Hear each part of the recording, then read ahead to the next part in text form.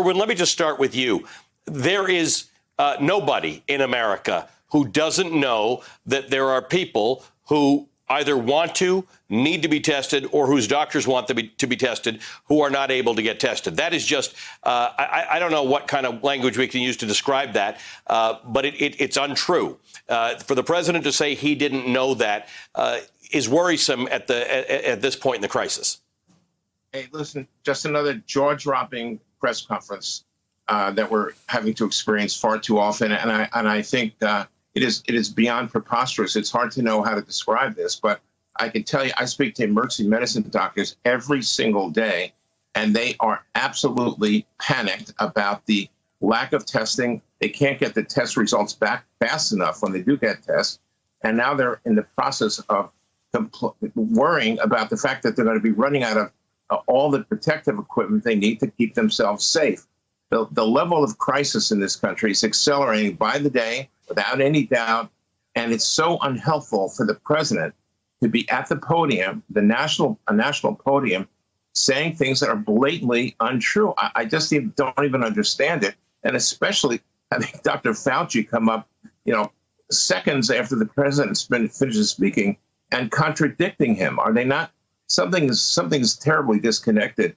And I'm very worried about it. This communication problem is overwhelming our ability to have confidence in public officials. Never seen anything like this. Ron, it's remarkable, Ron, because Fauci 2 times had to come out and say, which must be a very uncomfortable position, in front of the president, that something that the president said as fact is simply not fact. And there were a whole bunch of things that Fauci wasn't there to correct that the president said. But I have to remind people, when we were covering Ebola, there was a sense of organization and sort of a nation behind this whole thing. I remember that one particular shot of a nurse in Texas getting on a plane to get treatment. And there were, all the networks were on it. And we were watching this person, and we were sort of all in it together.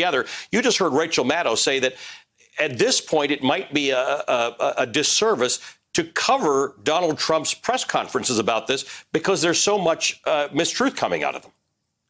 Yeah, well, I'll leave the decision on coverage to the journalists in the First Amendment. But what I will say is that Americans shouldn't listen to what he's saying. And at this point in time, it doesn't matter what he's saying. The only thing that we should look at is what is happening. His words will not save anyone. But the question is he taking the necessary actions? And they're still behind on testing, even though they've known for 3 months we needed to fix the testing problem. It's still not fixed. We're still way behind other countries on that. There's no excuse for that. We're behind on getting the hospital beds in place. Governor Cuomo asked 2 weeks ago for the Corps of Engineers to start to build hospitals in New York. Nothing happening on that.